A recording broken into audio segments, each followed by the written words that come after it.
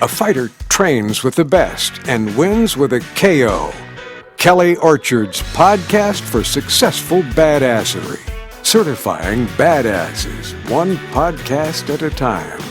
Fear is the number one obstacle to success. Let's flip the format on your fear. Oh my gosh, yes. Are you ready to flip the format on your fear? Today's Wednesday podcast for successful badassery is going to be just about that. Today, how you doing? Kelly Orchard, the Badass Certifier. Sometimes I don't feel so badass. How about you? Do you sometimes feel like this whole badass thing is just, not your thing because you don't feel so bad? I got news for you. Even if you're just turning on the podcast, you are badass, because that's pretty much what it means, is that we are surviving whatever is happening in our world outside. I got some good stuff for you today. I'm recording this actually as I'm about to publish it. So this isn't pre-recorded. It's actually new. So when I talk about something that happened yesterday, it really, it depends on when you listen to this, I guess. I can be silly. I've been noticing, here's the thing that I know. Mental health is definitely at the forefront of all concerns today. It is the number one most important concern. And now more than ever, we need empathy, compassion, and understanding. I see this out there when I'm out shopping or driving down the road or whatever. And I'm not saying that people are mean. I'm saying I'm seeing people showing empathy, compassion, and understanding. And it's nice. It's not everybody, but it is nice to see. So do you feel like your New Year's resolution has already had to be put on hold? Whatever the reason is, I've kind of felt it too. I had these goals in mind and these things I wanted to accomplish, but things occur in my personal life or professional that cause my head to slam up against the wall again. I mean, here's the thing: you can't force things to happen that are out of your control. So when bad things don't exactly go as planned, or things don't, or not bad things, when anything doesn't go exactly as planned or as fast as you want them to, what do? Delays happen, but in the badass acronym, the S in badass stands for steadfastly stay the course. But you got to be nimble and flexible when there are detours. And these are some of the things that I teach in my program. And like I told you last week, I've got several clients ready to get their diploma because they are certified and licensed to be badass. And I just bought the frames because, yes, I framed them for them. I don't want to just hand you a piece of paper and then you got to go buy a frame. Nope. I know that it'll be more likely to be put up on your wall and not forgotten about if I frame it for you. So that is exactly what I do. So I got the frames, I've got the diplomas, I'm ready to graduate and give these diplomas to these clients of mine. One of the things that we do is we start a mission statement. What do you want? Who are you? And that starts in the very beginning, and be yourself. Who are you? But how can you know who you are if you don't know what you're about? How can you be you? So this is a mission statement, and we go over your core values and what's important to you, and a little bit of personality test and your learning style and stuff like that. What works for you? Because so many times when we are in school or we're at work or we're with friends and we realize we don't have the same skill sets as they do, and maybe we don't learn the same way or communicate in the same manner.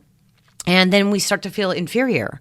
And that's what causes us to be even afraid to do anything, because I must not be any good if I don't know how to do that. I got news for you. Some people have computer skills and some people have sales skills. But some people who have computer skills, they're not going to have the same kind of personality sales skills.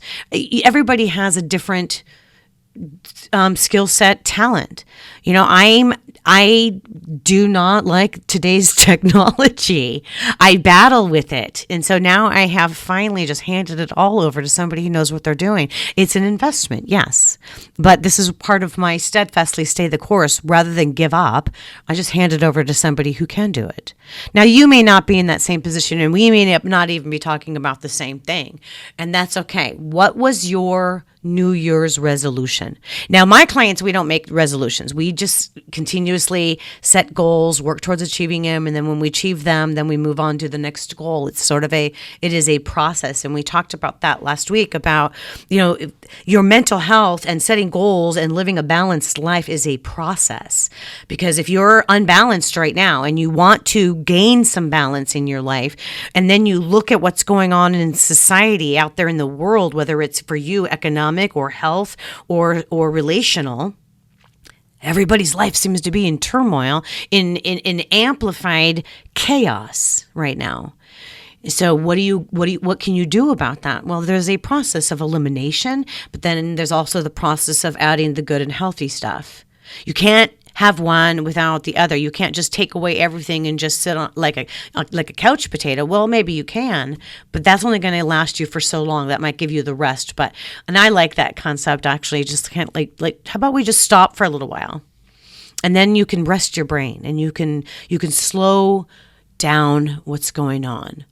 So when things don't go exactly as planned or as fast as you want them to, what do you do? Well, I always like to encourage, take the time out for yourself. So many people believe that self-care means selfish, and it's not. Now, I have an article for you regarding this from Psychology Today. It's brand new. It just came out, and it's called 5 Ways to Be Happy When You're Hurting. Okay, so it was just came out a couple days ago. It's written by Leslie Becker Phelps, she's PhD on Psychology Today. I'll put the link in the show notes for you. I am reading this, so I'm not going to be accused of plagiarism, right? I am telling you, I'm sharing this article with you. All right, so the key points are that you cannot will away your pain or fully deceive yourself into not feeling it. Pushing away your pain can double your problems. Take respite from your pain can help you become more resilient. And nurturing compassionate self-awareness can help you develop a sense of well-being even when you feel hurt. Now, I know that in the business community, because I follow that, I still have connections in many different fields. Radio obviously is one of my I'm hyper focused on my radio friends, but I also have friends who are working in school districts, in education and in healthcare, and the stress and the tension is overwhelming. So that's why I wanted to share this particular article, because you're hurting, and this is sort of a fear that we're all afraid of whatever is unknown out there. So this is certainly a place that you want to stop trying to avoid or minimize your emotional pain. Now, when you're at work, of course, you can't really express it. So, to understand, here's some 5 tips for cultivating happiness, all of which are including, attending to your personal distress. Acknowledge your emotional pain. It cannot be willed away. Just as you can force a stoic look on your face when punched in the gut, you can make yourself appear unfazed by an emotional blow. But superficial appearances, as well as efforts to distract, don't change the fact that you feel pain. So once you acknowledge your unhappiness, the purpose of feeling it becomes clear. To not feel is to deny reality. And while you might fool others, you can never fully deceive yourself. Number 2, stop pushing away your pain and accept it. It's understandable that you don't want to be upset, but denying it will prevent you from seeing the thorn in your heart. You'll have a sense of something is wrong, but you don't understand what you're feeling. We've often seen this in therapy when patients have told us in earnest that they don't know why they are so depressed about their perfect life. Inevitably, they are being dishonest with themselves, such as talking around the fact that their spouse is emotionally distant and that they are missing some other essential key ingredients for a happy life. All right. Tip number 3, get to know what is upsetting you, because you can only heal what you can truly see. The less you know about your unhappiness, the less you will be able to heal it. This means that becoming self-aware is extremely important. Attend to what you sense in your body. Take time to consider your thoughts. Sit with your feelings. Observe your actions and try to understand what these experiences tell you about why you respond as you do. I've been going through these exercises with my clients as well as myself for a long time. This is part of the cognitive behavioral therapy technique, which I'm certified in. It's also heart math and positive psychology. I mean, basically, self-awareness is key to any kind of healing. So be aware. Don't deny your emotions. And number 4, nurture empathy and compassion for yourself. As you get to know yourself, it's essential that you do it from an understanding and caring perspective, looking upon yourself the way you might do with a good friend or even a child. The way of relating to yourself is called compassionate self-awareness. And item number 5, or tip number 5, sometimes it's important to take a respite from facing your hurt. As important as it is to acknowledge, accept, and empathize with and have compassion for your pain, sometimes these steps can be overwhelming and exhausting. They can lead to feeling stuck under the weight of negative thoughts and painful emotions. So pausing to calm and comfort yourself can often help give you the resilience to rebound from a ruminating spiral downward. For instance, rather than continuing to churn and vent about how your supervisor disrespects you, enjoying an evening with friends might give you enough distance to figure out how to effectively address the problem. Now, I'll go backwards on here on my own person. This hits home with me a lot with my personal life. It really does. And I'm not going to disclose too much to you, but yeah, I've got my parents living with me, and there's been some emotional things going on. I mean, how could there not be, right? And I've had to take time to just sort of rest from the hurt. And I did do this on New Year's Day. I reached out to a friend and I said, I just need to get out and be distracted. And she and I went to one of the wineries here in Temecula, and we enjoyed some wine. The weather was beautiful, and we danced our cares away with some live music. Obviously, with me, music and dancing is definitely going to be my pick-me-up. Okay, yours is maybe something else. It may be a hike. It may be just watching TV with a friend, or, going shopping, going to the movies, whatever it is that you need to do to take a break from the pain that you're in. I will put this article in the show notes for you as we, continue to move along here. So I wanted to make sure that I shared that with you because it did hit home for me when I read that, the other day. So I wanted to share it with you. So one of the things that's also helping me and my clients, and I've shared this with you, is that I focus on one word for the year. And what a better year to have just one word to focus on. Now, how that works is you meditate on what you need, and you get that whisper, or you realize that this word keeps coming up in conversation. This is how my clients have discovered what their word must be for this year. And the concept is it makes it very, very simple. We simplify. This is what I've been focused on for so many years, just to simplify my life. Now all of a sudden it's gotten really complicated again, and I'm working on, okay, I gotta refocus on simplifying again. But I've been doing this for several years, and I've shared with you over the course of these podcasts what my words have been. My word this year is receive. It is, but some of the other words that my clients have shared that they're focusing on are worthy, priorities, peace. I'm just going to give you a few because we'll take up too much time for that. Mine is receive. It's only been 2 weeks into the new year, and I've already received some setbacks from my goals too. But I've also received some blessings. And so it's really also important that when your word surfaces, you also have to expect that there's going to be some of that negative impact that comes along with it. That's the law of attraction. That's the, laws of nature, the yin and the yang, the good and the bad. It's the opposites attract. So when you're focused, like for me, so when I'm focused on receive, I know what I need to be willing to receive, to be open to receive. A lot of my peeps have told me that I give a lot of love, but I'm not very open to receiving it. Well, that's a lot because, of confidentiality. I have to compartmentalize a lot of things. And I've realized, I have been a bit closed off to receiving. I give fluidly, and I cannot help myself. I'm just going to keep giving. But it's my year to receive and to focus on how am I going to receive this? So you see how the word that actually, when you put it into a sentence or a question or a phrase for the day, it's like, it's not enough just to focus on the word for the year. You've also got to focus on it for that day.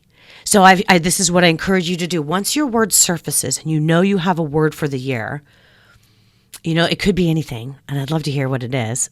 I'm going to do a video on Facebook and sort of get a poll going on a word for the year that you want to talk about. But mine's receive. But once you get that, you need to focus on that every morning when you wake up. How will blah, blah, blah, whatever your word is, affect me today? Or to me, it's like, what am I, or what will I receive today? Or what do I need to receive today? See, these are the kinds of the questions. So with my clients, like worthy, okay, let's use this. How is this worthy of my time? Or how will this prove my worth or demonstrate my worth? Or how will this impact my feeling of worth? Then take the ones with the priorities. All right, so something comes at you, or how you wake up in the morning and it's like, what is my priority today? All right, what is going to be a priority for me today? What is going to turn into a priority? Or is this even a priority? Or is this emotion something I should prioritize? You see, you start to answer your own questions because you can make that decision, yes or no. Right? And the same with peace. This is such a nice word. Will this bring me peace today? Or you can even just wake up and just say, I pray for peace today, or a peaceful existence.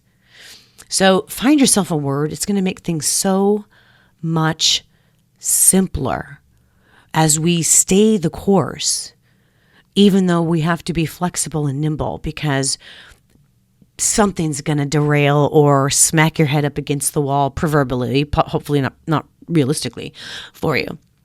All right. So just focus on one word, because here we are, it's like I've been set back a little bit from Goals Tool, but, when we use the badass tools for life, we can navigate through these rough waters. All right. It creates sort of a bridge to help us get through it. Once you realize that you've gotten through it, man, you feel so successful.